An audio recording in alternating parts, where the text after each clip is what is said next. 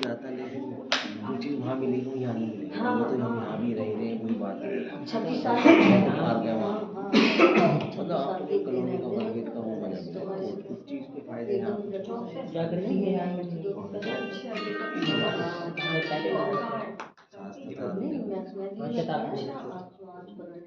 पर वो बहुत दूर है। मैंने देखा 8-9 किलोमीटर पड़ता है, स्कूटर से तो बहुत दूर पड़ता है। आगे भी लगता है पता नहीं कितना चलाना पड़ता है। सत्य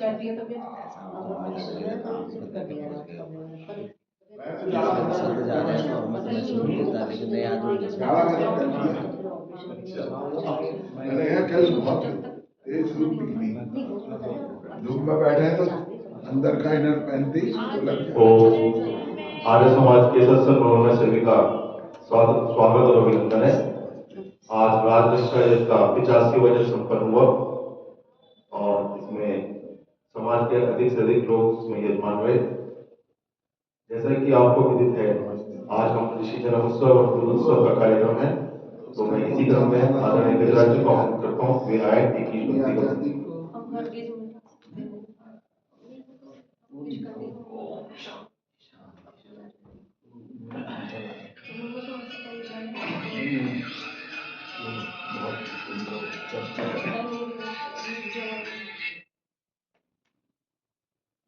हाँ जी,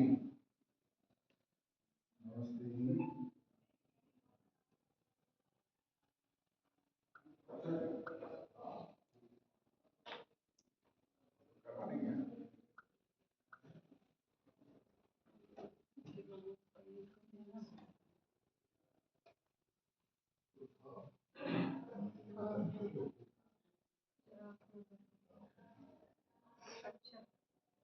मेरे साथ गायत्री मंत्र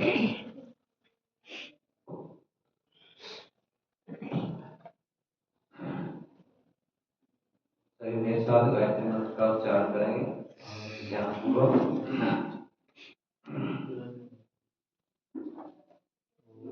ओम भूर्भुवः स्वः तत्सवितुर्वरेण्यं भर्गो देवस्य धीमहि धियो यो नः प्रचोदयात्। तूने हमें उत्पन्न किया, पालन कर रहा है तू, तुझसे ही पाते प्राण हम, दुखियों के कष्ट हरता है तू। तेरा महान तेज है, छाया हुआ सभी स्थान, सृष्टि की वस्तु वस्तु में तू हो रहा है विद्यमान। तेरा ही करते ध्यान हम, मांगते तेरी दया।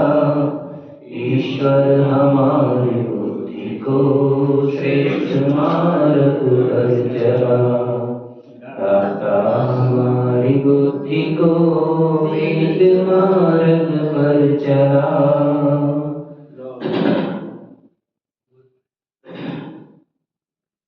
ईश्वर का गुणगान किया कर, कष्ट और क्लेश मिटाने को। ईश्वर का गुणगान किया कर, कष्ट और क्लेश मिटाने को। जीवन की ये नाव मिली है, जीवन की ये नाव मिली है, भवसागर तर जाने को। ईश्वर का गुणगान किया कर, कष्ट और क्लेश मिटाने को। ईश्वर का गुणगान किया कर, कष्ट और क्लेश मिटाने को। विश्व बगीचे के माली की रचना प्यारी प्यारी है। विश्व बगीचे के माली की रचना प्यारी प्यारी बिरंगे फूल हैं इसमें, खुशबू न्यारी न्यारी है। अंत नहीं बेअंत है माया, कह गए संत जमाने को। ईश्वर का गुणगान किया कर, कष्ट और क्लेश मिटाने को। ईश्वर का गुणगान किया कर, कष्ट और क्लेश मिटाने को। हाथ दिए हैं परम पिता ने, नेक कमाई कर प्यारे, नेक कमाई कर प्यारे। हाथ दिए हैं परम पिता ने, नेक कमाई कर प्यारे। अपने इन पावन पाँवों को पावन पग में धर प्यारे, धर प्यारे। जीवन मिला है इस दुनिया में, जीवन सफल बनाने को। ईश्वर का गुणगान किया कर, कष्ट और क्लेश मिटाने को। ईश्वर का गुणगान किया कर, कष्ट और क्लेश मिटाने को। सुख की शीतल छाया कर दे, दुखी जन की कुटिया में। सुख की शीतल छाया कर दे, दुखी जन की कुटिया में। आलसी बन कर पड़ा रहा जो अपनी घर की खटिया में, अपनी घर की खटिया में। मानो चोला फिर न मिलेगा तुझको मौज उड़ाने को। ईश्वर का गुणगान किया कर, कष्ट और क्लेश मिटाने को। ईश्वर का गुणगान किया कर, कष्ट और क्लेश मिटाने को। परमेश्वर का भगत वही जो शुभ गुण जीवन में धारे, शुभ गुण जीवन में धारे। पाप के जहरीले कीटाणु जिसने चुन चुन कर मारे। हंस तेरा ये मन मंदिर है, भक्ति की ज्योत जलाने को। ईश्वर का गुणगान किया कर, कष्ट और क्लेश मिटाने को। ईश्वर का गुणगान किया कर, कष्ट और क्लेश मिटाने को। जीवन की ये नाव मिली है, जीवन की ये नाव मिली है, भवसागर तर जाने को। ईश्वर का गुणगान किया कर, कष्ट और क्लेश मिटाने को। ईश्वर का गुणगान किया कर, कष्ट और क्लेश मिटाने को।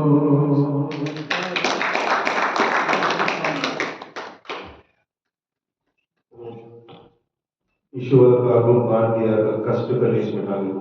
इतनी सुंदर ईश भक्ति का भजन आदरणीय गजराज जी का बहुत बहुत धन्यवाद। और इसी क्रम में मैं आदरणीय मोदी जी को आमंत्रित करता हूँ, वे आए अपनी प्रस्तुति में।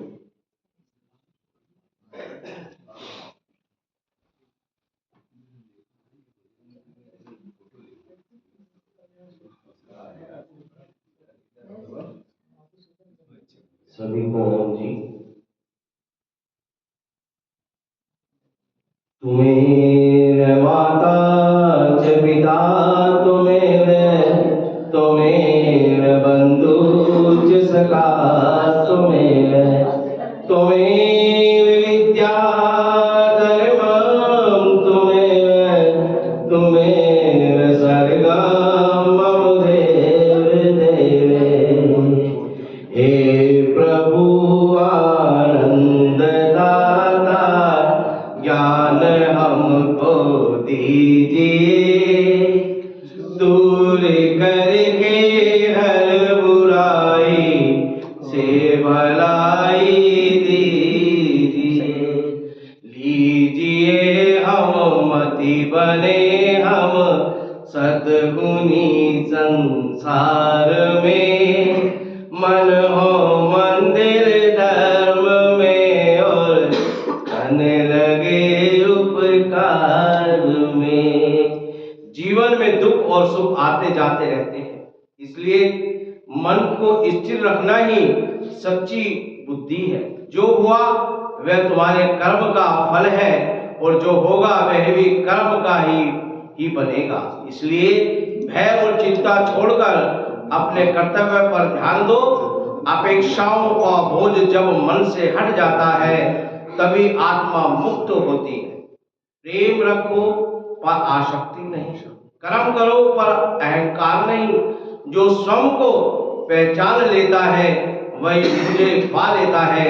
सत्य, धैर्य और करुणा के मार्ग में चलो, यही जीवन का सार है। इसलिए आइए इस परमपिता परमात्मा को नमन करते हुए उनके चरणों में प्रार्थना करते हैं। अब सौंप दिया इस जीवन का, किसी को तेरी मंजिल का पता पाया नहीं जाता, किसी को तेरी मंजिल का पता पाया नहीं जाता और फरिश्तों से भी वहां जाया नहीं जाता। इसलिए तेरा दर छोड़कर कहीं जाया नहीं जाता। जब मनुष्य योग में, ध्यान में, प्रेम में, भक्ति में लग जाता है तो कहता यही सतमार्ग है, इसमें चलना चाहिए। इसलिए समर्पण भाव से जो उस परमपिता परमात्मा को याद करता है, उनकी शरणों में रहता है, इसको कहता है अब सौंप दिया इस जीवन का, सब भार तुम्हारे हाथों में, सब भार तुम्हारे हाथों में है, जीत तुम्हारे हाथों में है, हार तुम्हारे हाथों में। अब सौंप दिया इस जीवन का, सब भार तुम्हारे हाथों में, सब भार तुम्हारे हाथों में। तुझ में मुझ में बस भेद यही, मैं नर हूं तू नारायण है। तुझ में मुझ में बस भेद यही, मैं नर हूं तू नारायण है। मैं हूँ संसार के हाथों में, संसार तुम्हारे हाथों में। अब सौंप दिया इस जीवन का, सब भार तुम्हारे हाथों में। यदि जग में रहो तो ऐसे रहो जैसे जल में कमल का फूल रहे। यदि जग में रहो तो ऐसे रहो जैसे जल में कमल का फूल रहे। मेरे गुण अवगुण सब समर्पित हो कर, तार तुम्हारे हाथों में। अब सौंप दिया इस जीवन का, सब भार तुम्हारे हाथों में। अब सौंप दिया इस जीवन का, सब भार तुम्हारे हाथों में। मनुष्य पहले खुद प्रयास करता है, कहीं भी किसी कष्ट में फंस जाता है तो पूरा प्रयास करता है, लेकिन हारने के बाद भगवान की शरण में चला जाता है, उनको समर्पित कर देता है। जब समर्पण भक्ति मनुष्य के पास आ जाती है तो उसका कार्य भगवान उस परम पिता परमात्मा अवश्य देखते हैं और मनुष्य वो सफलता की ओर बढ़ जाता है। इसलिए जो भी कार्य करें आप प्रभु को समर्पित होकर करें। समर्पण भाव भी मनुष्य का श्रेष्ठ भाव है। इसी भावना के साथ मैं अपनी वाणी को विराम देता हूँ।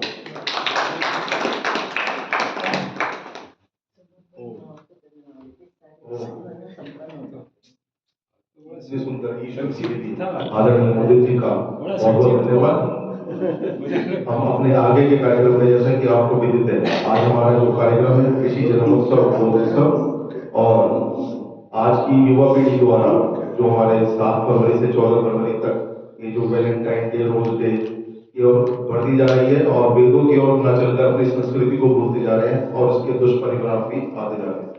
तो मैं इसी क्रम में सबसे पहले आज के कार्यक्रम के अध्यक्ष, हमारे समाज के सम्मानित कोषाध्यक्ष जो इतने दिनों से अपने इस कार्यभार को बहुत कुशलता से चलाते जा रहे हैं, मैं आमंत्रित करता हूँ कि आए, मंच पर अपना स्थान लें। सबसे पहले स्वागत कीजिए। और जो हमारे जो आज के दिन में जुड़ गए हैं, हमारे पूर्व IPS अधिकारी जिन्होंने देश के लिए पूर्ण समर्पण किया है, आदरणीय प्रभात राय जी को आमंत्रित करता हूँ, वे आए, मंच पर अपना स्थान लें। का स्वागत कीजिए। मैं जिला प्रधान श्री सुशील रंजन जी को आमंत्रित करता हूँ, वो आए, मंच पर अपना स्वागत करें, मंच पर स्थान लें।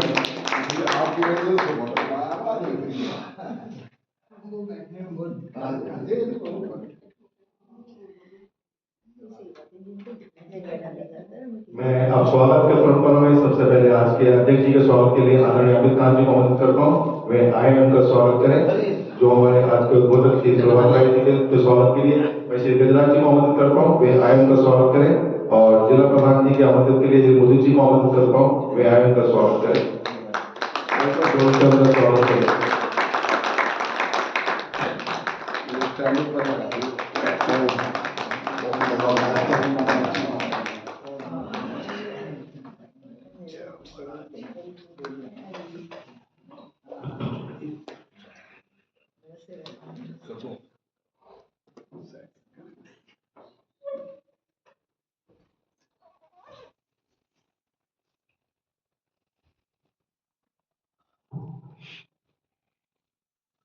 अभी आपने मुदित बंसल से जो गीत सुना, अब छोड़ दिया है जीवन का सब भार तुम्हारे हाथों में, हर जीत तुम्हारे हाथों में और हाथ तुम्हारे। बहुत पहले स्वामी विवेकानंद जी आए थे, तब उन्होंने कहा था, तो जैसे एक अपवाद सा होता है ना, जो मन में आती है वो काम कर लेना चाहिए, बात कर लेनी चाहिए। मैं उसी दिन से कई साल की बात हो गई, तो मैंने इसमें संशोधन करा था कि हर जीत तुम्हारे हाथों में और हार हमारे कर्मों में। भगवान की श्रेणी में तो कहीं हार है ही नहीं। अगर हार तू नर है जी, हम नर हैं, तू नारायण है, तो हमें उसमें तो फर्क है। तो मैं हमेशा प्रयास करता हूँ कि हमेशा यूं कहा जाता है ना चाहिए, हर जीत तुम्हारे हाथों में और हार हमारे कर्मों में। आप जैसे कर्म किए हैं उससे फल देगा भगवान। तो ये मेरे दिमाग में आज वो भजन गाया तो मैंने उनको बतला दिया। पहले लोग है ना चरणों में कहते थे, लेकिन चरणों में नहीं, हाथों में कहना है, तो हाथों में ही कहा इन्होंने। बहुत बढ़िया। क्या करा, ये लगा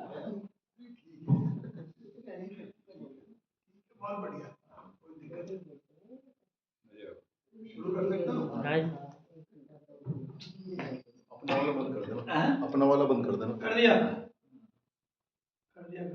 सबसे पहले सबको प्रणाम, अभिनंदन, अभिवादन सब साथियों का, महिला वृंद का। सबसे पहले हमारे यहाँ तो सीताराम का है ना, राधा कृष्ण, ये संस्कृति हमारी। भले हम संस्कृति से विमुख होकर जो हमने पाप किए हैं उसका फल भी हमने भोग लिया। जब तक आप बता दें। हाँ, आज कई जगह कार्यक्रम है ना जी। क्या आज का विषय जो सुरेश बंसल साहब ने मुझे बताया, तो हमारे छोटे भाई हैं, बहुत ही प्यारे हैं, दुलारे हैं हमारे। कई बार याद करते हैं, कई बार नहीं भी करते, लेकिन अक्सर करते हैं, ताकि हम ही कर देते हैं कि हम नहीं आ पाते, क्योंकि बहुत ज़्यादा यात्राएं रहती हैं मेरी, इसलिए इस वजह से भी कई बार नहीं आ पाता। आज का विषय जो आपने मुझे दिया है वो ये है कि भारतीय संस्कृति का और पश्चिमी संस्कृति का जो पूरा आक्रमण हो रहा है हम पर, ये क्यों हो रहा है, कैसे इसको रोका जा सकता है, आर्य समाज की क्या भूमिका हो सकती है, खासतौर से विशेषकर आर्य समाज के संदर्भ में हम बात करेंगे। लंबा वक्त हुआ जबकि भारत बहुत सारे आक्रमणों का शिकार हुआ। सबसे पहले तुर्कों का आक्रमण हुआ इस देश पर, एक सल्तनत बनी, मोहम्मद गौरी आया और एक तुर्क साम्राज्य एक हिस्से में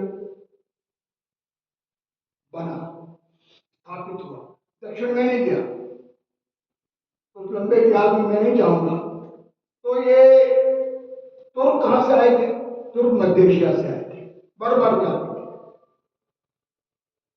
और वो तुर्की तक उन्होंने अपना साम्राज्य बनाया। तुर्की का उदय ही तुर्कों से हुआ। मैं गया हूं कई बार तुर्की। तो तुर्क जो है वो आधा एशिया में है, तुर्की, और आधा यूरोप में है। उस पर क्रिश्चियंस का भी अधिकार था। तो इस तरह सभ्यताएं एक दूसरे के ऊपर अधिकार जमाती रहे, हमले होते रहे। यूरोप के आप इतिहास देखें तो वहां भी एक दूसरे के ऊपर बड़े आक्रमण हुए, तो विश्व युद्ध यूरोप में लड़े। तुर्कों के बाद हमारे मुगल आए, मुगलों के आक्रमण हुए, लेकिन भारत पूरी तरह कभी पराधीन नहीं हुआ। जो लोग कहते हैं पराधीन हो गए, ये एक असत्य बात है। मैं इतिहास का विद्यार्थियों में पढ़ाता हूँ। भारत ने सदैव संग्राम किया आक्रमणों के विरुद्ध, सदैव संग्राम किया, और अपनी संस्कृति का प्रभाव और अभाव नहीं होने दिया। हालांकि हमारे मंदिर तोड़े गए, हमारे पुस्तकालय जलाए गए, सब जानते हैं। बख्तियार खिलजी नाम का एक शख्स था जिसने कि नालंदा को जलाया था, उस पर भी विवाद है कि उसने जलाया था किसी और ने जलाया था, वो एक अलग प्रश्न है। तो भारतीय संस्कृति को मिटाने के तुर्कों ने भी प्रयास किए, मुगलों ने भी किए किसी हद तक। औरंगजेब का तो आप जानते हैं पूरा का पूरा विवरण। लेकिन सबसे बड़ा जो हमारा पराभव हुआ सांस्कृतिक, वो ब्रिटिश काल में हुआ। हालांकि तीन लोगों ने हम पर हमला किया। फ्रांसीसियों ने भी किया, बाद तक उनका कब्जा रहा पांडिचेरी पर। पुर्तगालियों ने भी किया, इनका गोवा पर कब्जा रहा, और ब्रिटिशर्स ने, इनका पूरे भारत पर ही आधिपत्य हुआ। तो उस काल के बाद उस समय हमारी संस्कृति ने काफी दम दिखाया। आपको मालूम है स्वामी दयानंद का उदय भी हुआ उस समय, रेनेसां का उदय हुआ। बहुत ही संक्षेप में मैं आपको संकेत दे रहा हूँ और लंबा इतिहास नहीं बता, इसलिए कि बैकग्राउंड हम सबकी समझ सके कि किस तरह से ये संस्कृति हम पर हावी हुई, किस तरह से हमने उद्दौर में उनका मुकाबला किया। सबसे पहले इधर चाहे तो आर्य समाज का उदय हुआ, उधर ब्रह्म समाज का उदय हुआ। ब्रह्म समाज और आर्य समाज को एकाकार करने की भी स्वामी दयानंद ने चेष्टा की, ये भी सब जानते हैं। क्योंकि ब्रह्म समाज बहुत ज्यादा पाश्चात्य सभ्यता से भी प्रेरित था। राजा राम मोहन राय थे, क्षितिज मोहन सेन थे, बहुत सारे नाम आते थे, रविन्द्रनाथ टैगोर के पिता थे देवेंद्रनाथ टैगोर। ये सब लोग जो थे वो पाश्चात्य के प्रभाव से मुक्त नहीं होना चाहते थे। वेदों की व्याख्या तो की राजा राम मोहन राय ने, लेकिन उनके ऊपर बहुत ब्रिटिश इम्पैक्ट था, क्योंकि वो बड़े विद्वान पंडित थे। सब जानते हैं राजा राम मोहन राय बहुत बड़े विद्वान पंडित थे, वेदों के भी उन्होंने भाष्य किए जैसे स्वामी दयानंद ने किए, लेकिन वो अवरोध बना रहा। लेकिन आर्य समाज एकमात्र ऐसा आंदोलन बन के उभरा जो पाश्चात्य प्रभाव से एकदम मुक्त था, एकदम मुक्त। इसीलिए आप देखिए उसी क्रम में गुरुकुल स्थापित हुए, बाद में थोड़ा पाश्चात्य प्रभाव आर्य समाज पर भी स्थापित हुआ, डीएवी कॉलेज स्थापित हुए, दयानंद एंग्लो।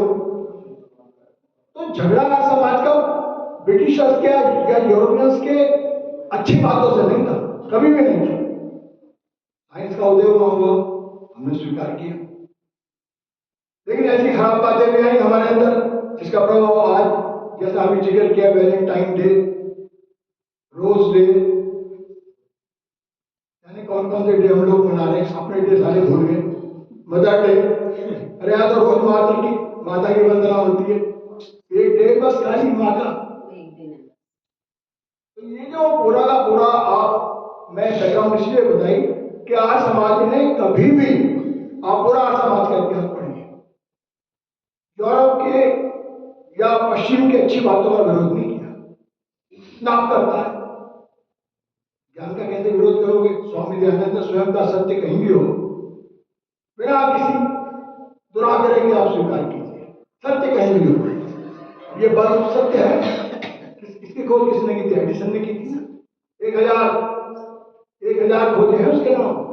हमारे बड़े बड़े वैज्ञानिक हुए, आपको मालूम है, सत्येंद्र बोस का नहीं उदय हुआ, यानी कितने वैज्ञानिक, नोबेल प्राइज भी मिला रमन को। कहते नहीं कि भारत में विज्ञान का उदय नहीं हुआ, ठीक है, क्योंकि हम गुलाम थे, हमारे पुस्तकालय जला दिए गए, हमारी शिक्षा पद्धति को नष्ट कर दिया गया।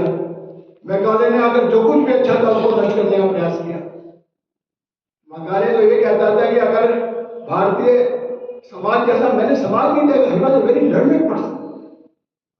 मैकाले का इतिहास पढ़े, वो कहता है जब तक इस संस्कृति को नष्ट नहीं करो, we can not make them slaves. हम इस देश को गुलाम बना नहीं सकते जब तक आप इसकी कल्चर को नष्ट नहीं करेंगे।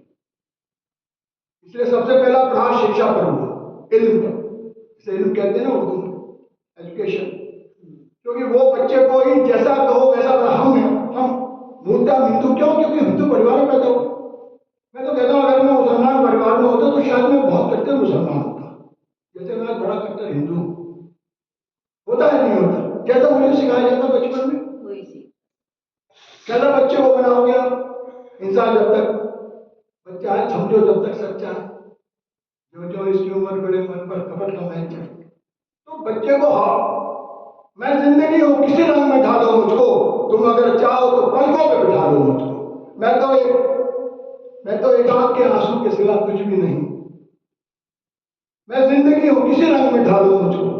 मैं तो एक जर्रा खाक हूं, आंधियां तेज चलो और उड़ा लो मुझको। बच्चा ही है सब कुछ। It is the child is the father of the man, John Wordsworth ने कहा। बच्चा क्या है? कैसे ढालो उसे? अब हमारा बच्चा कहां ढल रहा है? हमारा बच्चा ढल रहा अंग्रेजी स्कूलों में, होड़ लगेगी। जितना भी एलीट मेरिट का है, कहां जाना चाहता? सेंट मैरी में। कोई लड़कियां कहां पढ़ना चाहती है? सोफिया में ना। रोज हम क्रिश्चियंस को बैठ कर कहते हैं, भाई घर जाते हैं, भाई ये क्या कर लिया हमारे देश के साथ इन क्रिश्चियंस ने। पढ़ाते कहां? बताइए आप, झांकिए। मैं बहुत सारे आरएसएस के लोगों को जानता हूँ इस शहर में। मेरा परिवार भी आरएसएस से जुड़ा रहा, मेरे फादर खुद आरएसएस में थे। तो पतन उन्होंने नहीं किया, हम मिटे।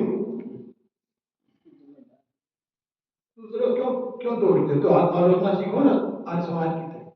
आज समाज की सबसे बड़ी शक्ति आत्मालोचना है। स्वामी दयानंद ने जो सबुल्लास लिखे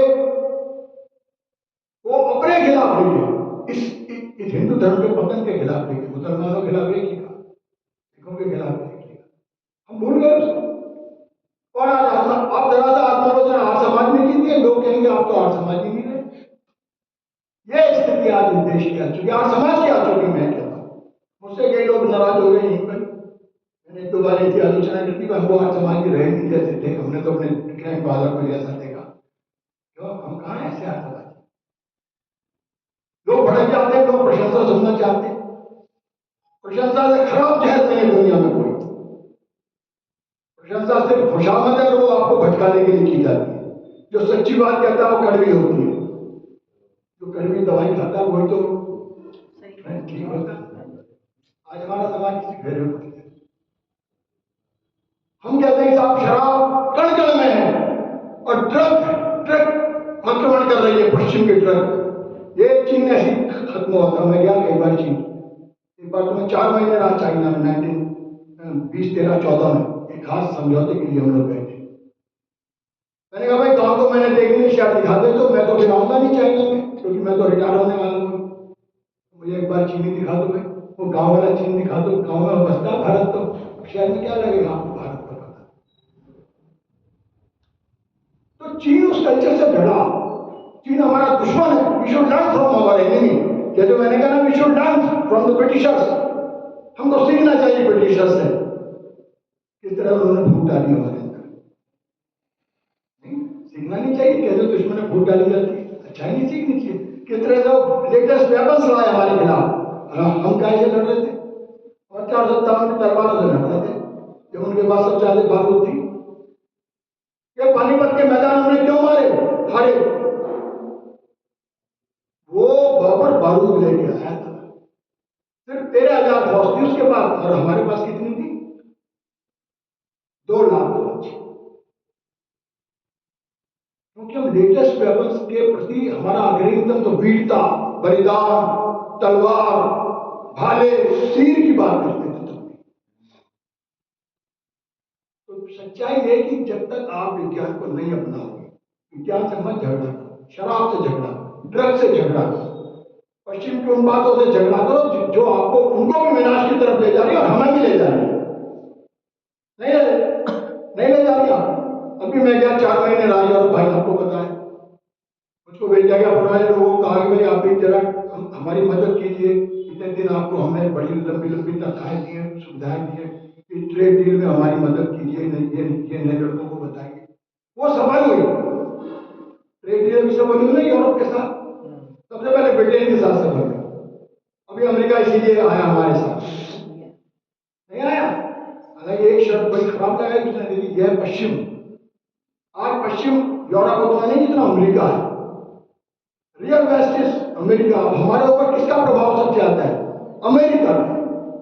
ये वैलेंटाइन डे वहां से नहीं आया, इंग्लैंड से, ये रोज डे वहां से नहीं आया, ये अंग्रेजी यूएस वाली सीखते हैं, उसी तरह हम बोलते भी हैं, वो यहां से बोलते हैं, बच्चे, हमारे बच्चे भी नकल करते हैं।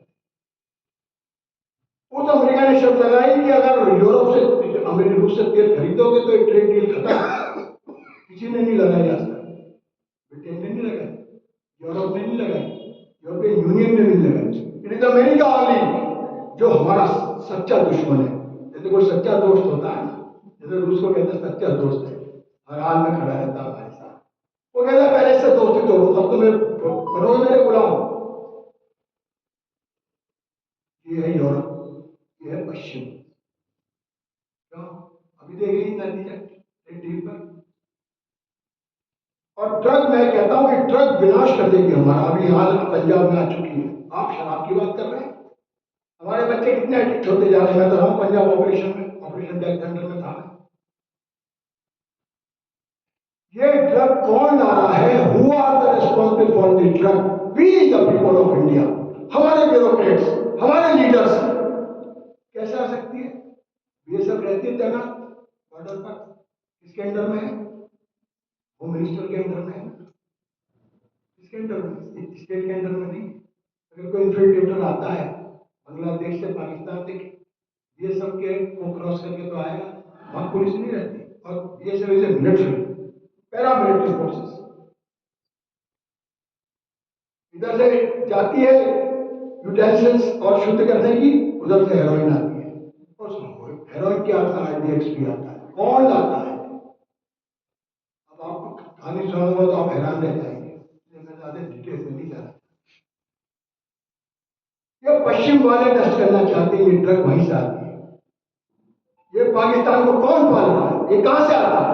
अब देखिए ना, सबसे ज्यादा चहेता कौन बन गया अमेरिका का, पाकिस्तान बन गया ना। कल तक तो गाली देते थे ट्रंप से। तो ये कल्चर भी वहीं से आ रही है, ड्रग भी वहीं से आ रही है, आरडीएक्स भी वहीं से आ रहा है। हमको तबाह करने के सारे सामान अमेरिका से आ रहे हैं। अमेरिका एक बैंड, पाकिस्तान वो टूट रहा शुरू से, थोड़े दिन के लिए जरा दिमाग ठीक हुए थे उनके, न्यूयॉर्क ट्रेड सेंटर पर जब हमला हुआ था, क्यों याद कीजिए 9/11 को 2000, अब दोस्ती हुई थी, अब फिर दुश्मनी ट्रंप की आती। पिछली बार दोस्त था, मेरा ट्रंप, कोई बोला नहीं, हम खुद अपने लिए अपनी पतन के लिए जिम्मेदार हैं। हम खुद we the people of India. बच्चों को मालूम है, यूरोप में मैं गया, मेरी बेटी वहीं रहती नीदरलैंड में, 2-3 दाम है उसके पास, बच्चों को टीवी नहीं देखने देते। यूरोप में कोई बच्चों को टीवी देखने नहीं देता। 13 साल की उम्र बच्चों ने कोई मोबाइल नहीं देखने देता। हमारे जरा जरा से लिए बैठे यदि होमवर्क दिया, अरे क्यों दिया होमवर्क इसमें? ये कोरोना क्या आ गया, सारा होमवर्क की टीम इसमें आ गई। जरा जरा से बच्चे क्या देख रहे हैं हमको मालूम नहीं। मैंने कहा ना, बच्चा ही है। अगर बच्चा बिगड़ गया तो देश बिगड़ गया, बच्चा सुधर गया तो देश सुधर गया। आज समाज के ऊपर आज सबसे बड़ा दायित्व है, क्योंकि आज समाज ने आजादी की लड़ाई लड़ी। 1857 का प्रेरक शक्ति कौन थी? स्वामी दयानंद थे या नहीं? इतिहास सिद्ध कर चुका है बार बार। एक बार मेरा पुराना गेट में बड़ा कार्यक्रम था, मेरा लंबा लेक्चर कराया था स्वामी दयानंद पर, याद होगा आपको। बहुत सारे स्टोरियन प्रूव कर चुके कि वो साधु कौन था जो घूम रहा था कैंटोनमेंट में। वो व्यक्ति कौन था जो 4 साल का उसका जीवन नहीं मिलता? कौन व्यक्ति था? ये वो शक्ति है, हम ही भूल गए अपनी शक्ति को। 1857 हार जरूर गए कुछ गद्दारों की वजह से, वो तो जीत ही चुके थे लगभग। 3 लाख लोग मारे भी गए। लोग कहते हैं दे दिए हुए आजादी बिना खड़क बिना था। इतना बड़ा झूठ हमारे बच्चों को पढ़ाया गया। कितने बलिदान हुए INA तक, इंडियन नेशनल आर्मी तक। आज सुभाष चंद्र बोस का आर्य समाज जन्मदिन नहीं मनाता। मैं तो कहता हूं बार बार, हर आर्य समाज में जाकर कहता हूं, चरित्र से चरित्र पैदा होता है। ये खाली जो है वेद मंत्र पढ़ने से और यज्ञ करने से कुछ नहीं होगा। ये भी तो प्रतीकात्मक बातें हैं, इकट्ठा होने का एक बहाना था। चरित्र की हम बात ही नहीं करते। भगत सिंह डे मनाते ही हर आत्मा, मैंने कितनी बार कहा, हर जगह जाकर कहा, भगत सिंह को किसने जन्म दिया? अरे तो कम्युनिस्ट था, अरे तो सोशलिज्म की बात कर, तो दयानंद क्या बात कर रहे थे? वो समानता की बातें नहीं कर रहे थे। वो छुआछूत का विरोध नहीं कर रहे थे जो भगत सिंह कर रहा था। भगत सिंह ने भी तो भंगी के पैर छुए थे ना आखिरी दिन, माने आई थी तो। और स्वामी दयानंद का स्थापना करते हैं आर्य समाज की। कितना ज्वलंत शिक्षा हो, जिंदा मिसाल 23 साल की उम्र, पढ़िए उसको। हमने नकार दिया भगत सिंह को। अभी काकोरी कांड का शताब्दी वर्ष चल रहा है, कोई आर्य समाज नहीं मना रहा। मैंने कहा स्वामी आवेश से, अरे भाई सारे आर्य समाज को मनाना चाहिए काकोरी कांड का शताब्दी वर्ष। हर आर्य समाज में मनाना चाहिए। देवर और आर्य समाज राम प्रसाद बिस्मिल कहा था, काश काकोरी ट्रेंड हुआ, बताइए। नहीं मनानी चाहिए क्या हमको? हमें पता लगे कौन था राम प्रसाद बिस्मिल, तभी तो संस्कृति का उदय होगा। संस्कृति का उदय खाली यज्ञों से नहीं होगा। भूल जाइए, अब तो एक काम रह गया, माफ करना, मुझे हो सकता है मेरे सब लोग खिलाफ हो जाए, इन कुंडी यज्ञों से नहीं होगा। बोल जाओ, ये आग यहां चलनी चाहिए, यहां, वहां नहीं। ये आग यहां जलाने के लिए, यहां तो जल नहीं रही। नाटक कर रहे हम लोग भी, जैसे वो करते ना पौराणिक लोग, इतने मंदिर बना दो, इतने ऊंचे मंदिर बना दो, राम दिल में तो है नहीं, तुझमें राम, मुझमें राम, सब में राम समाया है, सबसे कर ले प्यार करते हैं, कोई नहीं पढ़ाया। ये है वैदिक धर्म। दुश्मन भी पढ़ाया नहीं, उससे भी अच्छी चीज सीखो। सीखने को राम ने भेजा था ना लक्ष्मण को, भूल गए उस बात को? ये है संस्कृति हमारी। Learn from your enemy. वेदों का पंडित था वो, ठीक है, दुष्कर्म के मार दिया। ये तो ना ज्ञान को तिरस्कार किया, नहीं किया हमने तिरस्कार ज्ञान को, कभी नहीं किया, राम ने नहीं किया, हम कर रहे हैं। कोई चीन की अच्छी बात है, कोई बड़ाई कर दे, जैसे मैं कई बार कहते हो चीन से सीखो भाई। कहा था अफीम जी वो, हम तो शराबी भी नहीं थे जब खाली उसका अफीम थे। आजादी से पहले ये सबसे बड़ा दुर्गुण जीव था ना हमारे अंदर। क्या और कुछ था? बताओ मुझे, अब क्या कर रहे हैं? चीनी सजाए मौत देते हैं, सीखना चाहिए हमें। 3 महीने फैसला दे देते, हमारे 30 साल फैसला नहीं होता। नहीं सीखना चाहिए हमें। हर दुश्मन से सीखो। मैं कहता हूं पाकिस्तान से भी सीखो। अगर अच्छी बात कोई पाकिस्तान में तो झगड़ा गया तुम्हारा, अच्छी बात से कभी झगड़ा नहीं आ समाज, क्योंकि हमने अच्छी बातों से भी झगड़ा कर लिया है और बुरी बातों को अपना लिया। ये तो यूरोप का था, शराब शराब तो यूरोप के का होता शौक, हमारा नहीं था कभी। अभी देखिए अगला कदम ये है। तो ये संस्कृति वैलेंटाइन डे की तो बात बहुत छोटी बात है, मैं कहता हूँ ड्रग से लड़ो, हमारे बच्चे कहीं ड्रग एडिक्ट ना बन जाए। मैंने देखा बड़े बड़े अधिकारियों के बच्चों को ड्रग एडिक्ट बनते हैं, अपार पैसा है हराम का।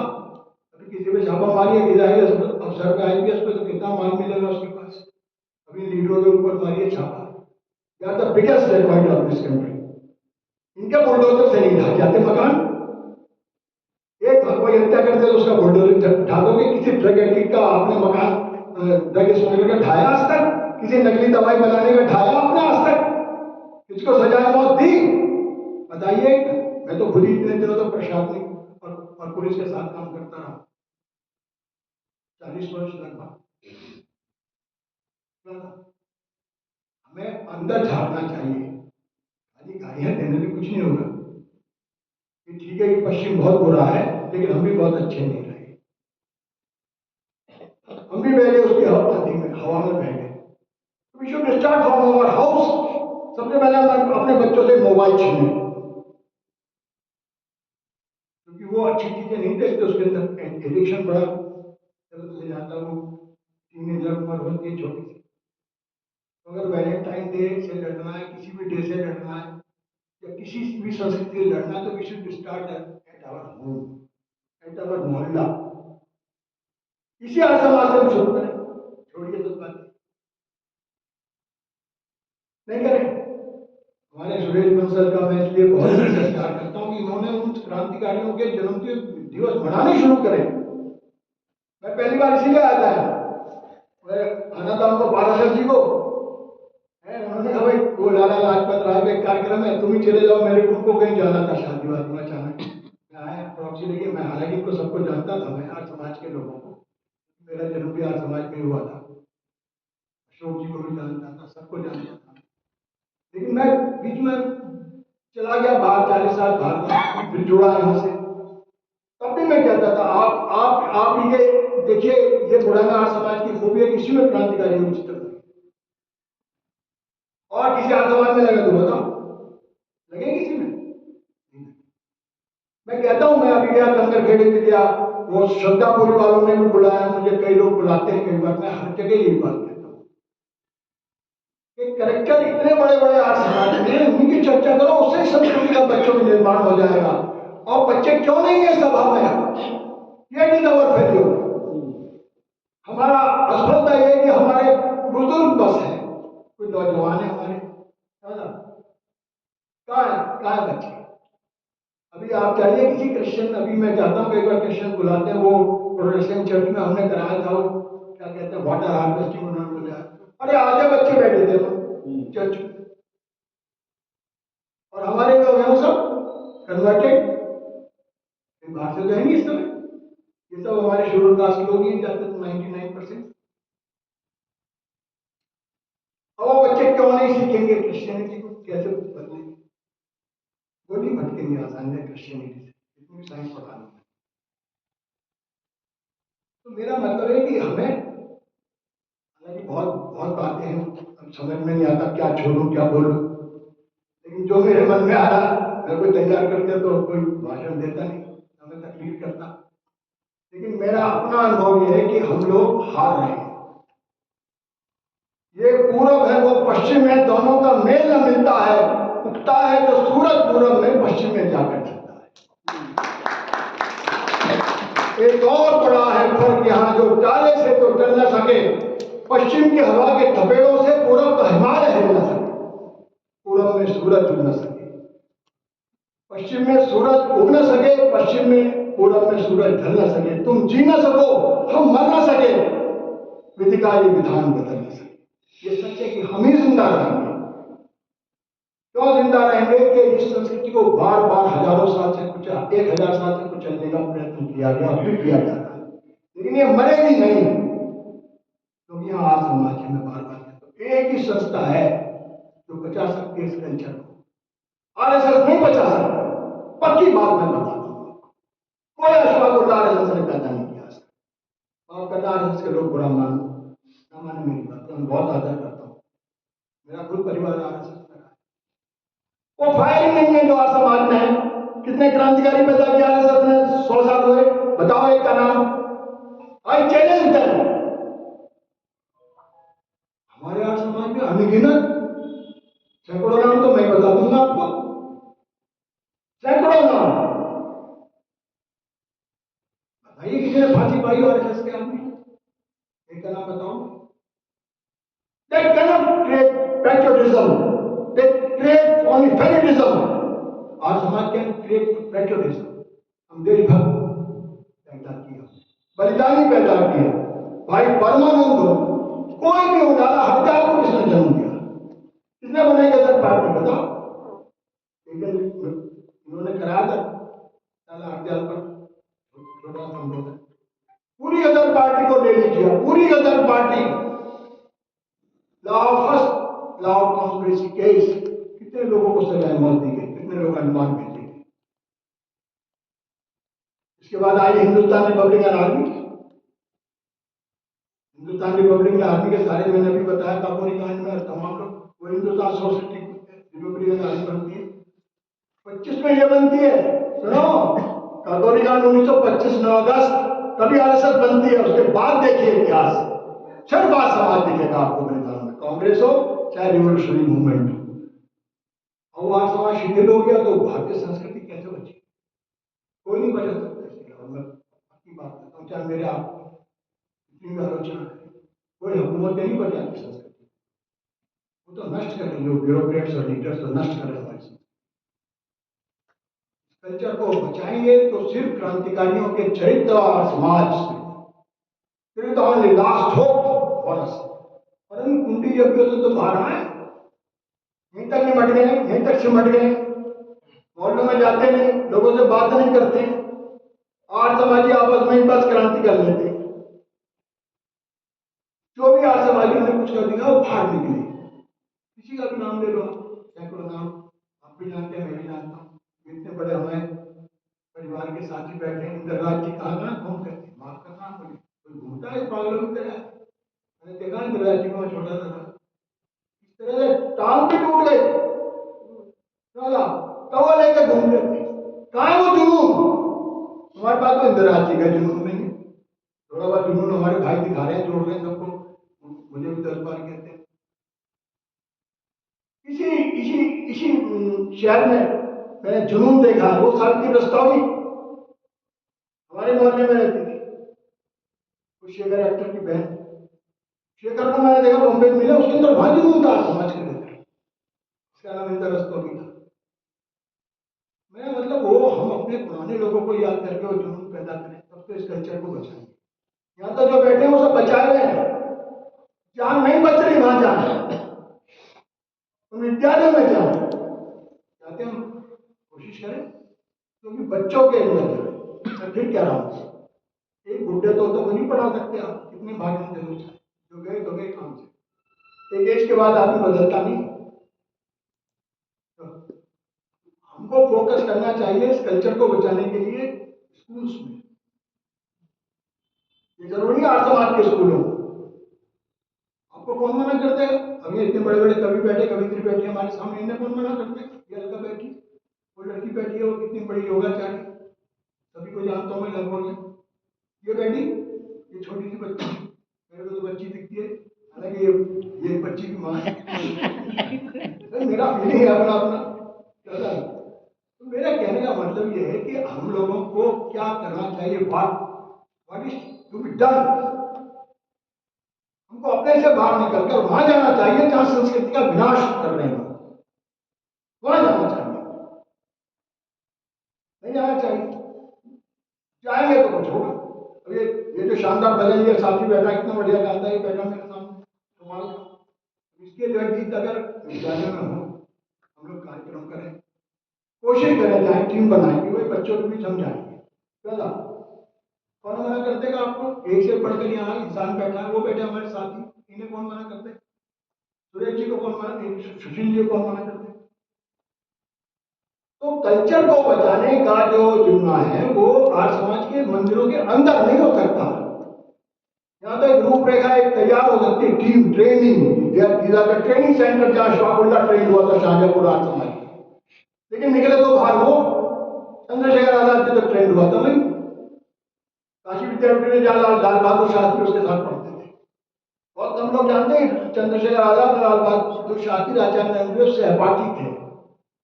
आजाद ने छोड़ दिया था काशी विद्यापीठ गांधी के आह्वान पर 1921 प्रथमा पास किया था। मैं ये कहना चाहता हूं कि वो उनका जन्म भी उस विद्यालय में हुआ जिसका नाम काशी विद्यापीठ था, जो संस्कृत विद्यालय था।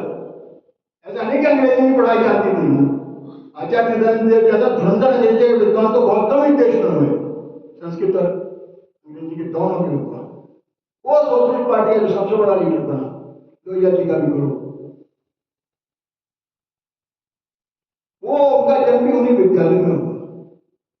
राम प्रसाद बिस्मिल जी जिसकी मैं बात कर रहा हूं निरंतर, वो भी विद्यालय में ट्रेन हुए।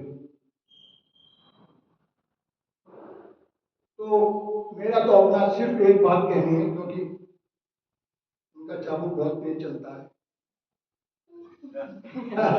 आधा घंटा हो गया, देखो बहुत प्यारे दोस्त हैं हमारे, तो मजाक भी कर लेते हैं। चाबुक चलता है, आना पड़ेगा, आइए भाई, आना पड़ेगा तो आना पड़ेगा, जो वादा किया वो निभाना।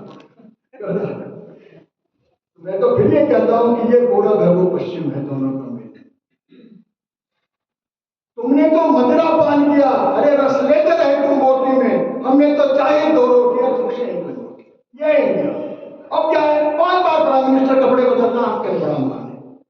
अरे दयानंद को देखो, लंगोटी कुर्ता भी जब पहना, लोगों ने कहा जा रहे हो तुम परिवारों में, तो कुर्ता भी नहीं पहनते, लुंगी भी नहीं मानते, पता हम उसके शिष्य हैं। चंद्रशेखर आजाद ने जिंदगी भर जो है क्या पहना, एक बार फटा कोट था, भगत सिंह ने कहा इतना बड़ा कमांडर हमारा फटा हुआ कोट, अरे 6 रुपए का आता था उनको, पढ़ लेना कहानी आजाद की, घर घर सुनाई जानी चाहिए। उन्होंने कहा तेरा भी तेरे आ गया तो पागलों की पंचायत में, तेरा भी फटेगा। फटा रहा कोट, लाल बहादुर शास्त्री का कुर्ता फटा हुआ था जब वो लेने गए, आज समाजी थे, पक्के आज समाजी नहीं जानते लोग। चरण सिंह और ये दोनों यहीं रहे, 1942 में जिंदा शूटर साइड ऑर्डर थे दोनों इसी क्षेत्र में। ये स्वामी कल्याण देव ने बचाया था दोनों। और वो शिवचंद सुमन आचार्य दीपंकर, ठीक है नाम बताऊंगा, आजकल काम कर रहा हूँ रिसेंट हिस्ट्री पर, इंडियन जो हमारे रिवोल्यूशनरी जो है क्रांतिकारी, उनमें लाल बहादुर शास्त्री इसी क्षेत्र में रहे। ये कुमार आश्रम उन्होंने बनाया, इतना निकट नाता हमारा लाल बहादुर से। ललिता शास्त्री रहेगा कम से कम कुर्ता तो नया पहन लेते, आज तो प्रधानमंत्री बनेगा कुर्ता। मेरे देश के लोगों को जो है कपड़ा नहीं मिलता पहनने के लिए, आधे देश भूखा नंगा, मैं कुर्ता बदल दूं। ये है हिंदुस्तान, ये है भारतीय संस्कृति जो भौतिकता को नकारती है, ठोकर मारती है।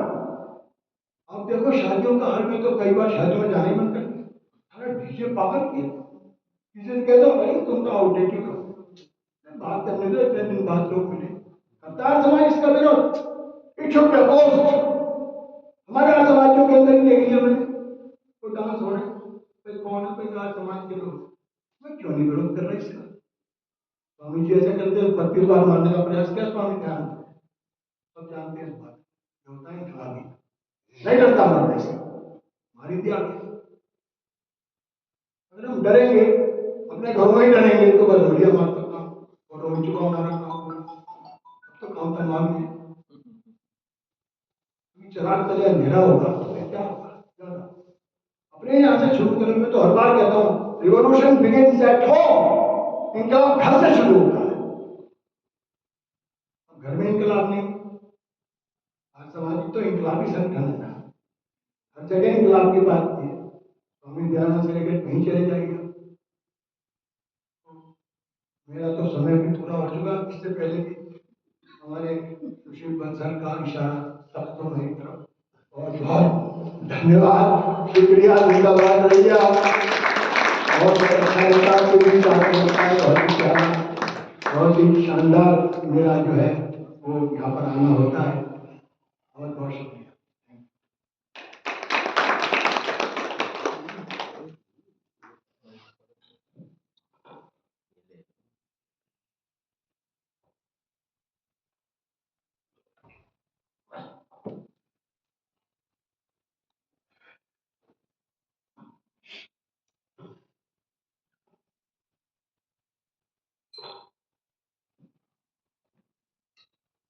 तो आदरणीय प्रभात भाई को बहुत बहुत धन्यवाद। आज के जो ध्यान विचार विषय हमारा उसे पूर्ण रूप से अपने शब्दों में उन्होंने व्यक्त किया और इनके अंदर की आग की जो उन्होंने व्यक्त की, जो समाज के प्रति है, सारी जिंदगी इन्होंने अपने देश की सेवा भी की, अब सामाजिक सेवा भी कर रहे हैं। अभी पीछे यूजीसी कानून जो आया था उसके विषय पर भी मैंने इनकी एक वीडियो सुनी थी, उसमें भी इन्होंने समाज के प्रति अपनी जो विचार थे व्यक्त किए थे। बहुत सुंदर वीडियो थी वो, ग्रुप में भी आई है, शायद कुछ लोगों ने और भी देखी होगी। तो मैं बहुत बहुत धन्यवाद देता हूँ कि हमारे आग्रह पर वे आए और अपना विचार व्यक्त किया। मैं अब आज के कार्यक्रम के अध्यक्ष को आमंत्रित कर रहा हूँ, वे आए अपना अध्यक्ष हो।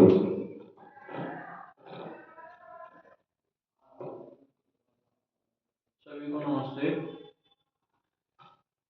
सभी को नमस्ते। अभी आपने आज के विद्वान वक्ता जी से बहुत सुंदर विचार सुने, जो अनुकरणीय हैं, जिनका अपने जीवन पे छाप पड़नी चाहिए। जैसा हमारा चरित्र होगा वैसा ही हमारा दिखाई देगा।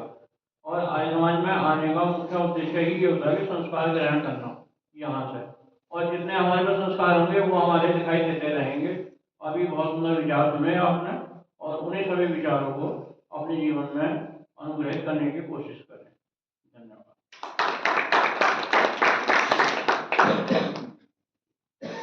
अध्यक्ष जी का बहुत बहुत धन्यवाद। मैं प्रकाश को अनुरोध करता हूँ, मैं आए आपका धन्यवाद। तो बहुत टाइम है आपके सामने।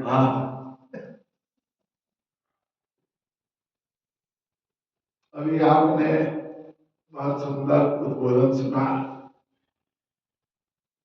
मोहब्बत की कोई सीमा नहीं होती। कभी कभी हंस के मारना पड़ता है, कभी कभी रो के मारना पड़ता है। कहते हैं ना, फूल आहिस्ता फेंको, फूल बड़े नाजुक होते हैं। वैसे तो चोट वो कांटों की भी सहते हैं, मतलब कांटों में रह के खिलते हैं। अभी बहुत तारीफ भी कर दी प्रभाष राय जी ने, और बता भी दिया। हम तो कभी भी ये हंटरबाजी वाला शौक तो रखते ही नहीं। हमारी तो मोहब्बत का है, बहुत टाइम से। मेरे ख्याल में अब बहुत समय में आए, कई बार इनसे प्रयास करा। पिछले इतवार को हो भी गया था, फिर अचानक इनको कोई काम पड़ गया तो बोले भाई अगले इतवार को पक्का। हमें ये ढूंढना पड़ता है कि हम क्या ऐसा कार्यक्रम बनाए जो थोड़ा सा आकर्षण का केंद्र बने। जैसे आज वैलेंटाइन डे के दोष के रूप में हमारी भारतीय संस्कृति जो लुप्त होती जा रही है उसके विषय में रखा था। लेकिन हमारे यहाँ तो वो आते हैं जो वैलेंटाइन डे मनाती हैं। जिनको बतलाना है या सिखलाना है वो आते नहीं, और सिखलाएंगे तो मानते नहीं। ये भी एक साथ है। एक कच्चा घड़ा होता है, एक पक्का घड़ा होता है। अब सब बच्चे पक्के घड़े बन चुके हैं। जीन सुन के बिल्कुल पक्के घड़े बन गए हैं। अगर उन्हें प्रयास भी करो तो वो सुनना तो बहुत दूर, पास बैठना भी पसंद नहीं। खाओ पियो मौज लो, है नी, इसके अलावा जानते नहीं। तो बहुत पुरानी लाइन याद आ गई। तो कहते हैं ना, बचपन से बुढ़ापे तक। मतलब आजकल बच्चों को क्या सुधारेंगे, बड़े ही नहीं सुधर पा रहे। हमारा विषय था ये। इस विषय में मैंने प्रभात जी से कहा कि इस विषय में कुछ दिशा निर्देश हो। पता पड़ा कि लता जी का भी स्मृति दिवस है, मना रहे थे कल टीवी पे। तो ये हुआ कि वो अभी हमारे समाज की बहुत बड़ी देन है। हालांकि लोग बात कहते हैं उन्होंने बहुत तरह के गाने गाए, ग्रुप के गाए, प्यार के, मोहब्बत के, देशभक्ति के। मोहम्मद रफी ने भी गाए, प्रार्थना तक के गीत गाए। बहुत बड़ी एक उपलब्धि उनको है। तो मैं उस रूप में इनको निमंत्रित करता हूँ कि वो गीत लता जी का गावे, तो उनको भी हमारी भी श्रद्धा सुमन अर्पित हो जाएंगे। तो मैं निमंत्रित करता हूँ। ऊपर आओगे?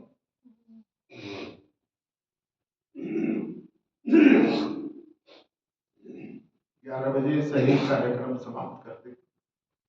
अंकल जी ने मुझे अभी बताया, ओ अभी बताया तो मैंने मोबाइल में से निकाला है। अगर कुछ त्रुटि हो जाए गाने में तो क्षमा प्रार्थी होगी। इसलिए जैसा भी आगे तैयारी के साथ गाऊंगी तो अच्छा रहेगा। ऐ मेरे वतन के लोगों, तुम खूब लगा लो नारा, ये शुभ दिन है हम सबका, लहरा लो तिरंगा प्यारा। पर मत भूलो सीमा पर वीरों ने प्राण गंवाए, कुछ याद यूं भी कर लो, कुछ याद उन्हें भी कर लो, जो लौट के घर ना आए, जो लौट के घर ना आए। ऐ मेरे वतन के लोगों, जरा आँख में भर लो पानी, जो शहीद हुए हैं उनकी जरा याद करो कुर्बानी। जब घायल हुआ हिमालय, खतरे में पड़ी आजादी, जब तक थी सांस लड़े हो, जब तक थी सांस लड़े हो, फिर अपनी लाश बिछा दी, फिर अपनी लाश बिछा दी। संगीन पे धर कर माथा, सो गए अमर बलिदानी, जो शहीद हुए हैं उनकी जरा याद करो कुर्बानी। जब देश में थी दिवाली, वो खेल रहे थे होली, जब हम बैठे थे घरों में, जब हम बैठे थे घरों में, वो झेल रहे थे होली। थे धन्य जवान हो अपने, थी धन्य हो उनकी जवानी, जो शहीद हुए हैं उनकी जरा याद करो कुर्बानी। कोई सिख, कोई जाट मराठा, कोई गोरखा, कोई मद्रासी, सरहद पर मरने वाला, सरहद पर मरने वाला, हर वीर था भारतवासी, जो खून गिरा पर्वत पर, वो खून था हिंदुस्तानी, जो शहीद हुए हैं उनकी जरा याद करो कुर्बानी। थी खून से लथपथ काया, फिर भी बंदों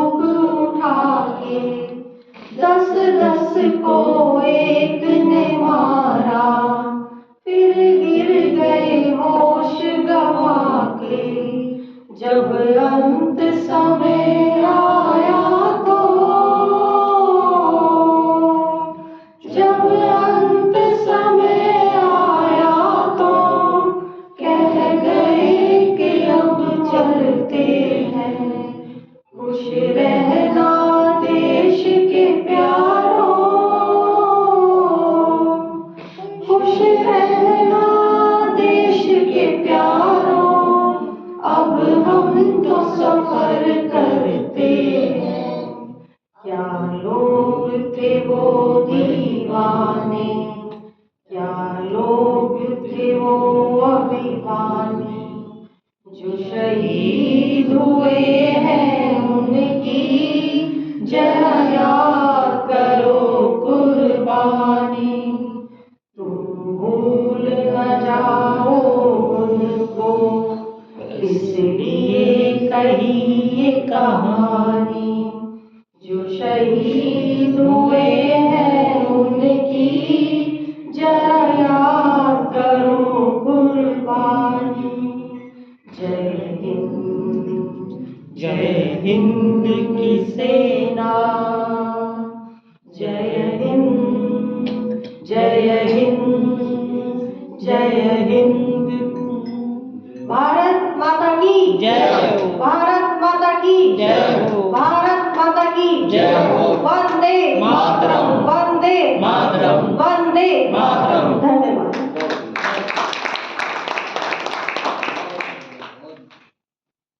श्रद्धा सुमन दिए लता जी को।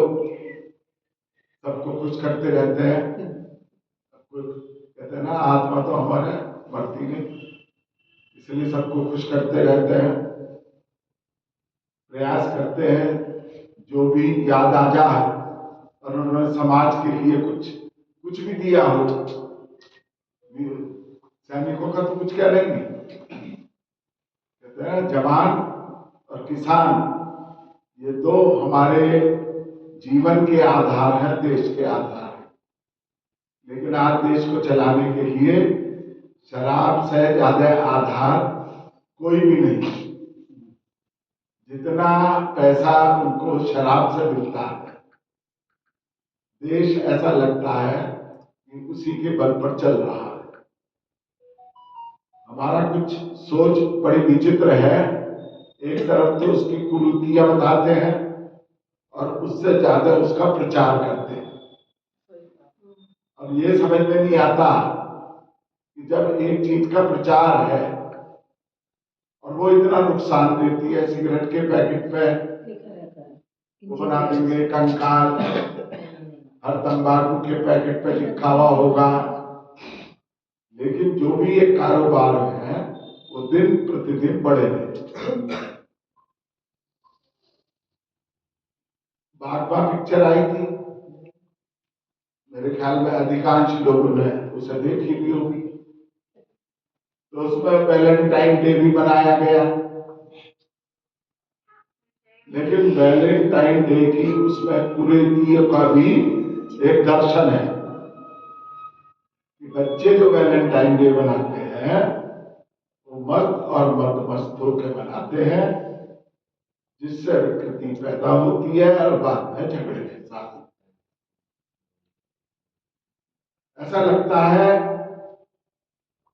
कि सबको खुश करने का भी ठेका हिंदू समाज में ले रखा है। हम वैलेंटाइन डे बनाते हैं, कोई मुसलमान वैलेंटाइन डे नहीं मनाता। उनकी भी तो पीढ़ी है ना। हम नव वर्ष मनाते हैं, हम 25 तारीख का वो मनाते हैं। हाँ, वो सबको इनाम बांटते हैं। हमारे जितने भी स्कूल हैं सब में जबरदस्ती, क्या कहते हैं उसे, सेंटा क्लॉज, वो टोपी लगाई, बगल में वो डाला और बच्चे बड़े उत्साहित हो गए, छोटे छोटे बच्चे, और परिवार वाले उससे ज्यादा उत्साहित होकर उनको सजा कर भेजते हैं। और केवल ये पाश्चात्य क्रिश्चियन स्कूल में नहीं, अब तो जितने भी स्कूल है सारे क्रिश्चियन हो रहे हैं, क्योंकि सारी अंग्रेजी पद्धति के हैं। तो जितने भी ये मनाने के हैं वो सब हमारे हिस्से में आए। जितनी भी मजाले पूजने को आई है वो हमारे हिस्से में आए। आज हम थोड़ा सा खुश हो जाते हैं कि जो मस्जिद की वो गिरी, वो योगी जी हटा रहे हैं, जितनी भी मजाले हैं। लेकिन आप ये देखिए, ये अंदर जहर बन रहा है। उसके बाद भी सब जगह झगड़े हैं। कोई भी ऐसा जगह नहीं है जहां कोई पलीता ना डालता हो और झगड़े ना हो।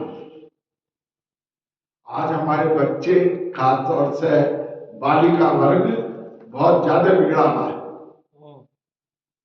रोज पेपर में आती है, रोज टीवी में आप खबरें देखेंगे तो सब नाबालिग बच्चियां पहले फंसती हैं और फिर परेशान होती हैं। वो चाहे फिर आत्महत्या करें, चाहे वो धर्म परिवर्तन करें। रोज ये इस तरह की नए उनके गढ़ हैं अपने अपने नाम के। अभी रात के टीवी की न्यूज में था कि मतलब बहुत सारी लड़कियों को उन्होंने धर्म परिवर्तन इस तरह से कराया और बुर्का पहन के लेडीज कंपार्टमेंट में ट्रेन में बैठे और उनको फंसाते हैं और उनका धर्म परिवर्तन कराते हैं। और ये बातें कब पता होती हैं? जब कभी कोई पकड़ा जाता है। कई साल तक चलता रहता है। वो इतना बड़ा स्कूल चल लिया था धर्म परिवर्तन, तो उनके तो काम बहुत चल रहे हैं, लेकिन हमारे काम सब शून्य है। और सबसे बड़ी बात यह है कि पकड़े जाने के बाद, जो अभी हमारे भाई सब भी बतला रहे थे कि जो सजा है वो शून्य के बराबर है। कोई भी सजा ऐसी नहीं दी जाती इतनी होने के बाद भी, या इतने खून या खराब करने के बाद कि उनको ऐसी सजा दी जा कि आने वाली जो दूसरी पीढ़ी इस ओर मुड़ना चाहती है वो भयभीत रहे। हमारी दंड व्यवस्था बड़ी कमजोर है। तो थोड़ी बहुत आदमी डरता है तो दंड व्यवस्था से कहीं भी आदमी घुस के 8-10 आदमी ने झगड़ा फिसाद करा, लूटपाट करी, हाथ की हाथ मार के चले गए। उन्हें तो गोली चलाने में भी देर नहीं लगती। सब मोहल्लों में सब जगह झगड़े हो रहे हैं, उन्हें देर नहीं लगती। मानो किसी का आदमी मर गया तो वहां इंक्वायरी चलती रहेगी, मुद्दत तक करके पड़ा रहेगा, पेंडिंग हो जाएगा, खत्म हो जाएगा। यह हमारे बहुत विचित्र स्थिति है। मुझे वो लाइन याद आ रही है कि जब हमारा ऐसा वातावरण होगा तो आज तो हम योगी जी को थोड़ा सा मान लेंगे, लेकिन कल जो 27 के चुनाव में अगर परिवर्तन हो गया तब हमारा क्या होगा आप ये समझ सकते हैं। जिस देश की धूप उदास लगे और छाया तक में क्रंदन हो, उस देश का फिर हमसे कैसे अभिनंदन हो। आवाजें आती रहती हैं कलियों की काया छिलने की, फूलों को लेनी पड़ती हो जहां रोज इजाजत खिलने की। फूल फूल से डरे जहां और शूलों में गठबंधन हो, उस देश के सूरज का कैसे बोलो हमसे अभिनंदन। ऐसे राजा का भी क्या फायदा जहां सारे पाप होने के बाद भी कोई सजाए ना हो। तो ऐसे राजा का भी कोई उद्देश्य नहीं। आपका भविष्य चाहे आप सुधारना भी चाहो तो आज आप देखिए कितने हिंदू आंदोलन हो रहे हैं, हिंदू ये सम्मेलन हो रहे हैं, लेकिन हमें हिंदू सम्मेलनों की इतनी आवश्यक। आज शहर में मेरे ख्याल में कम से कम 10 जगह सम्मेलन, 12 जगह बता रहे थे। 12 जगह बता रहे थे। मतलब अलग अलग कहा जाएगा, अपने अपने क्षेत्रों में करें, लेकिन एक रूटीन में भी हिंदू सम्मेलन में हिंदू नहीं है वहाँ कोई सनातन धर्मी है, कोई समाजी है, कोई बौद्ध है, कोई अगड़ा है, कोई पिछड़ा है। अभी आप ही देखिए, उस पर याद आ गई पौका पंडित, अर्जुन पंडित, घूसखोर पंडित, ये जितने भी हैं ये पंडितों के मतलब गुनाहगार हैं। आप ये देखिए बर्दाश्त कैसे होती है, और वो इसको निश्चिंत बनाते हैं। जब अर्जुन पंडित आई तो कोई उधम नहीं मचा, अब घूसखोर पंडित जरा सा नाम विचित्र हो गया तो अब उधम मच रहे। हमारा बॉलीवुड आपका, मैं समझता हूं कि शायद बॉलीवुड में हालांकि सारे हिंदू हैं, उसमें काम करने वाले भी हिंदू होते हैं, लेकिन उनका उद्देश्य केवल हिंदू धर्म को खराब करना है, यह निश्चित है। टारगेट उनका वही है। मैं कहा मैं तुझसे मिलने आई मंदिर जाने के बहाने, उनने किसी ने ये गीत नहीं गाया मैं तुझसे मिलने आई मस्जिद जाने के बहाने या नमाज पढ़ने। आज तक किसी नहीं बना जी, दम मारो दम जाती नहीं है, मिट जाएगा। मतलब आप ये देखिए, ये सैकड़ों की संख्या में ऐसे गीत हैं जो केवल हिंदू धर्म को खराब करते हैं, और हिंदू धर्म को हम खुद खराब करते हैं, क्योंकि हमारे देवी देवता तो है ही नहीं। तो ये कहते हैं कि देवी देवताओं का अपमान मत करो। पहले तो देवी देवता है कौन?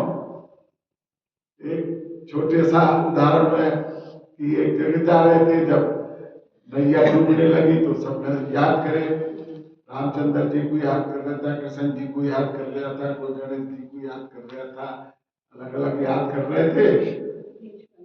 और जब वो सब नाव डूब गई तो जाके ऊपर जाके लड़े, हमने इतना याद करा, आपने हमें बचाया नहीं।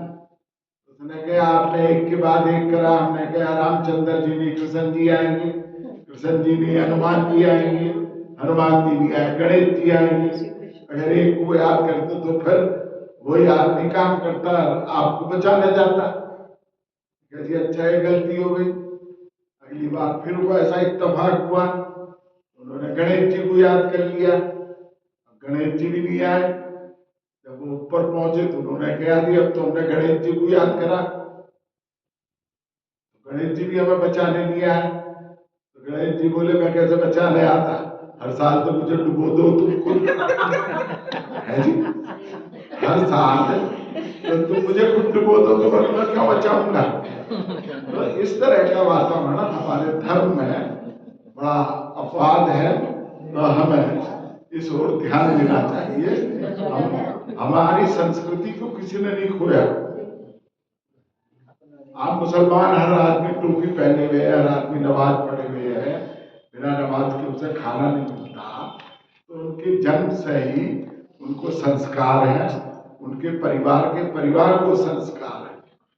जब हम नहीं करेंगे तो बच्चे भी नहीं करेंगे। आज विचित्र स्थिति है, तो ऐसी स्थिति को हमें संभालना चाहिए। वैलेंटाइन डे पे मुझे एक छोटा सा वैलेंटाइन डे किसने बनाया, कैसा बनाया। एक दिन बीवी से हुआ झगड़ा, हल्का फुल्का भी नहीं, बहुत तगड़ा, क्योंकि वैलेंटाइन डे उसमें बनाया था, बुड्ढे भी बना रहे थे, लेकिन वो उसमें मैंने कहा था ना जो बाग में पिक्चर आई थी उसमें वाद था, उपवाद था। तो उस हिसाब से है, वैलेंटाइन डे के हिसाब से एक बार बीवी से हुआ झगड़ा, हल्का फुल्का नहीं, बहुत तगड़ा। बीवी ने कहा कि दुनिया वैलेंटाइन डे बनाती है, दुनिया भर के उपहार लाती है जी, और फूल लाती है, गुलाब का फूल लाती है, तुम कभी कुछ नहीं लाए। हमने भी सोचा कि आज हम ले जाएंगे तो हम गोभी का फूल लेंगे। गोभी का फूल देखते हुए तो और भनक पड़ी, है ना जी, वो तो और भनक पड़ी। उन्होंने कहा ये ये क्या लाए हो? तो हमने उसको समझाया बुझाया, भाई ये देखो फूल तो 1-2 दिन में मुरझा जाएगा, अरे गोभी की सब्जी बनाएंगे और बड़े स्वादिष्ट दोनों मिलकर साथ साथ खाएंगे। गोभी की सब्जी बनाई, दोनों ने मिलकर खाई, उसको थोड़ी थोड़ी समझ में आई, इस तरह से वह बनाई। हम किसी भी रूप में कुछ भी कर सकते हैं, वो हमारे लिए ज्यादा बेहतर हो सकता है। ये आपके साथ हुआ था? वही तो बता रहे हैं। चलो जी, समय हो गया, 11 बज गया है जी। अब तुमने क्या दिया? तुमने कौन सा फूल दिया? मैं बनाता ही नहीं, बनाना चाहिए ना। मैं तो वैदिक संस्कृति नहीं, में बनाना तो चाहिए ना। अब गोभी का फूल समाज तो सबने आप मैं वो सब्जी घर ले गया था जो बनी थी। गोभी का फूल तो सबने मैंने दी नहीं। मैं सब्जी ले गया था।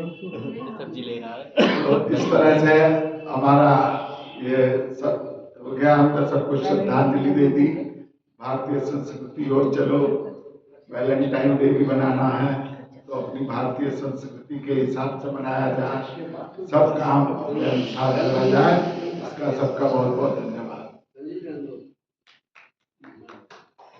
है जी, चलो चलो अब आप भी बोलो और शांति पाठ। बहुत बहुत धन्यवाद बताइएगा। मेरे को एक सूचना है, 12 से 15 फरवरी तक आर्य समाज शांति नगर में ऋषि जन्मोत्सव बोधोत्सव का कार्यक्रम बहुत धूमधाम से केंद्रीय आर्य समिति के अंतर्गत मनाया जा रहा है। तो 12 तारीख को उसमें सुबह प्रभात फेरी निकलेगी, तो अधिक से अधिक लोगों की अपेक्षित है उसमें, और अधिक से अधिक लोगों में पहुंचे। चारों दिन के कार्यक्रम में पत्रक बाहर रखें और जैसे भी हो अधिक से अधिक संख्या पहुंचे। उसके बाद शांति पाठ वो यहाँ से जिम खाने में और हिंदू महासम्मेलन एक जो अधिक नजदीक में जिम खाने में चल रहा है। तो इस कार्यक्रम के बाद अधिक से अधिक संख्या वहां पहुंचे। महाचार्य प्रमोद शास्त्री जी भी हैं, उनका उद्बोधन भी होगा। तो एक जरूरी सूचना ये भी थी, तो अधिक से अधिक संख्या पहुंचे। शांति। ओम देव शांति अंतरिक्षं शांति पृथ्वी शांतिरापा शांतिरोषधयः शांति वनस्पतयः शांति विश्वे देवा शांति ब्रह्म शांति सर्वभूत शांति शांतिरेव शांति श्यामा शांति देवी। ओम शांति शांति शांति। ओम जो बोले सोम है वैदिक धर्म की जय। मिर्जानंद की जय। स्वामी दयानंद सरस्वती जी की जय। गोलकेश्वर श्री रामचंद्र महाराज की जय। गोलकेश्वर श्री कृष्णचंद्र जी की जय। भारत माता की जय। गौ माता का पालन हो, आर्य समाज अमर रहे, वेद की ज्योति जलती रहे, ओम का झंडा ऊंचा रहे। जो बोले सोम है वैदिक धर्म की जय। वैदिक सबको अभिवादन। सबको सादर नमस्ते।